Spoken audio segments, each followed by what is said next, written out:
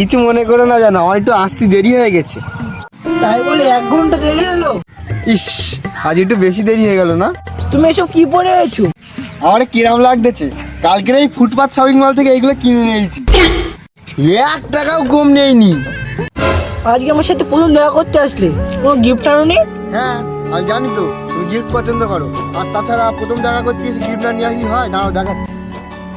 আর বলো না, এইটার জন্যই তো সব দেরি হয়ে গেল। এটা কি, তুমি আমার সাথে সাইকেলে করে দেখা করতে আসলে? সকালে উঠে দেখি সামনের চাকা লিক, আমার সাইকেলের দোকানে গিয়ে সাইকেলের সামনের চাকাটা সেরে আনলুম, তারপর একটা ক্লিপ প্লাস শ্যাম্পু এনে সাইকেলে চকচক করে ধুলুম, তারপর তো তোমার কাছে আসলো। ব্যাগে কি? এই ব্যাগেই তো তোমার জন্য গিফট নিয়েছি। ব্যাগে করে গিফট মানে? দাঁড়াও দেখাই, আমাদের বাড়ির সব থেকে বড় রাশিয়ান লাউ নিয়েছি।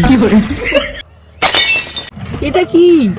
আরে রাখো রাখো, লজ্জা করো না, দাঁড়াও নাও ব্যাগটা সময় রেখে দাও।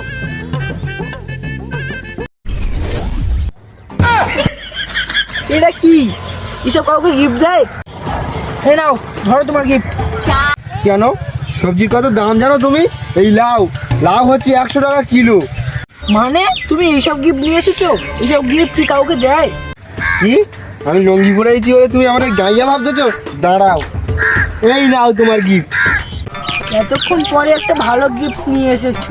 বক্সটা খুলে দেখো, দেখো দেখে একদম তুমি অজ্ঞান হয়ে যাবে।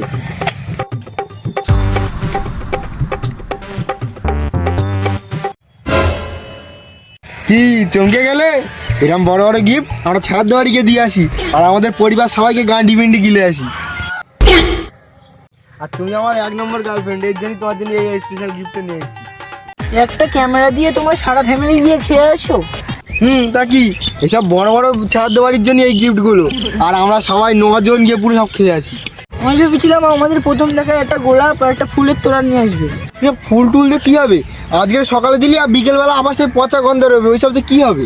এই নাও তোমার ক্যামেরা নিয়ে তুমি থাকো, আমি চললাম। 17 বছর পরে একটা মাল পটিয়েছি, তাও শালা ছেড়ে চলে গেল।